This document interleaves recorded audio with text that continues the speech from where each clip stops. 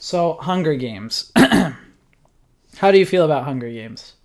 I'm really sick of the obnoxious, ugly lady with the fucked up hair. Oh, what's her name? Effie? Epi? Something like that? She just annoys me at every corner. Like, especially in the first one when they're like, oh, yay, we get to go to a contest where we're gonna die. And she's just like, this is so much fun. Yeah, she is very annoying. In fact, pretty much all of the people in the Capitol, and this is my biggest criticism with the entire Hunger Games world, is that there don't seem to be any real characters in the Capitol. Like, what's the Katniss and Gale and Peeta, they seem like deep characters Not to who mention, have that's when you know a movie's flawed. When one of your main characters is named after bread. one's and named it's after, not even a good bread. one is named after a root. But to be completely honest, the main characters are good. But once you start getting into the Capitol and these supporting characters, everyone is a piece of shit, like very surface level, wants one thing only type of person. I just want to point out that these movies let the entire world know Woody Harrelson still fucking's got it. Yeah, Woody Harrelson is good in the movies. I think the first movie, which apparently no one agrees with me on, I think the first Hunger Games is pretty decidedly the best Hunger Games.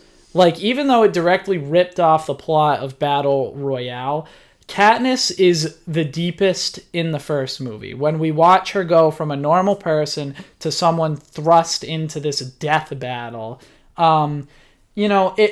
she was actually interesting at that point, but the second movie and the third movie, like, what the fuck? She just can't make decisions. She seems like a weak character, especially in the third movie, where she's, like, just being used for propaganda.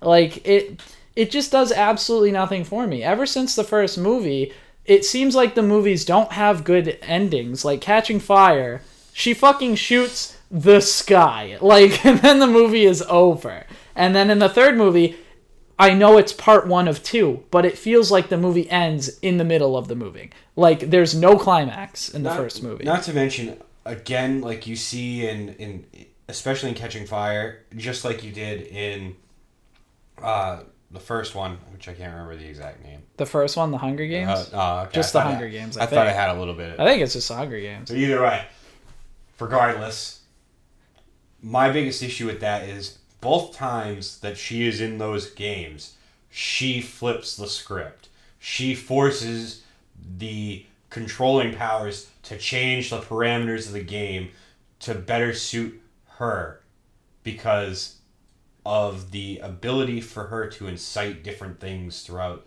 the universe.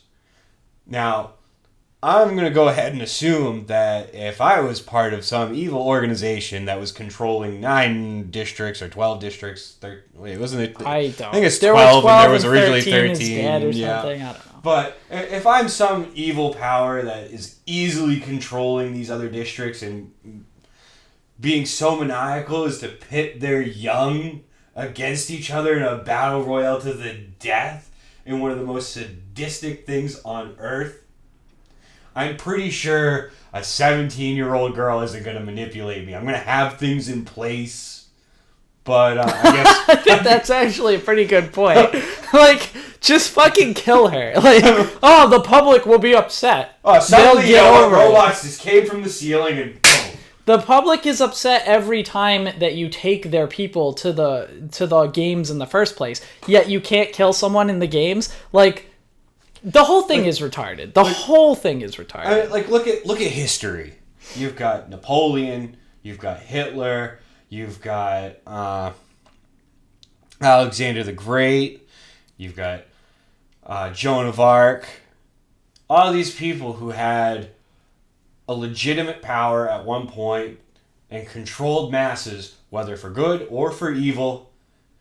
You don't see any of them getting taken out by a teenager who is literally moments before this, like, just walking around a house doing nothing of any significance. Everything about the Hunger Games is unrealistic. Like, the whole, it's supposed to be some commentary. Like, it has this love triangle for the young adult crowd, which is what it was written for. So I can let that go because I see the audience needs that bullshit. Which is, it's a pretty weak love triangle. It is a very weak love triangle because Katniss evidently is incapable of making most decisions. Twilight flashback. But that seems to be the formula. Have two attractive guys and one female protagonist, and people will eat your shit up. And you know what I love about it?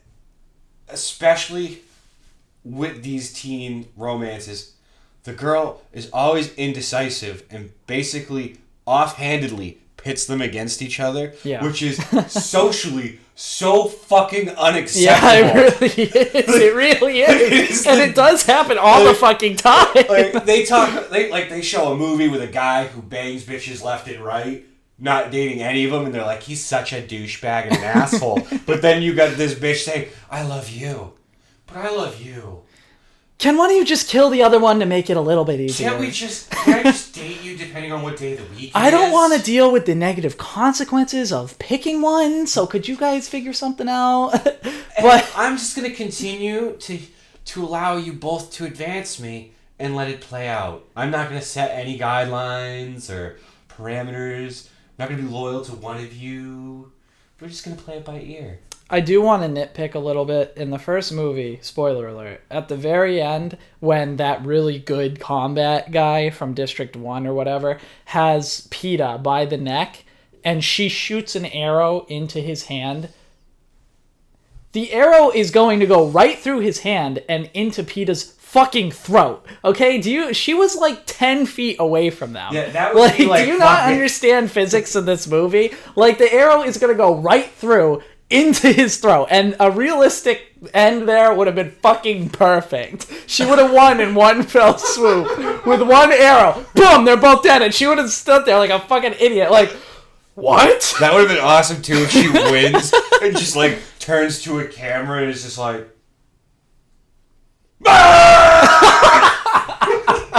if only the author could have been a little bit less retarded when it comes to combat. Like, come on. Better yet, have like a Highlander ending. She just turns and goes, there can only be one. And then everything would have gone back to normal. To summarize, though, I think this part 2 of Mockingjay is either going to make or break Hunger Games. Because all things considered, the first one was decent. Second one was utterly stupid. The third one was okay, but ended halfway through. This movie needs to be very, very good and needs to not have too much stupid love triangle shit and too much very thinly veiled social commentary. Like, if they keep trying to do this dystopian authoritative metaphor, it's gonna fail because it's a young adult fucking source. You aren't intricate enough to make social commentary. This is where we need... You know, the only thing I really think could save this mudslide that's just trickling downhill is maybe if, like, right at the climax of everything where you don't know which side's gonna win, Stiglitz comes in from Inglourious Bastards with 2 big machine guns, and in the background they're playing Rage Against the Machine. Kill it in the name of... And he just kills everyone. No sides taken. Batfleck looks fucking amazing. Henry Cavill, I thought Man of Steel was better than most people apparently thought, but something I really like that I actually just explained. The fuck are you doing?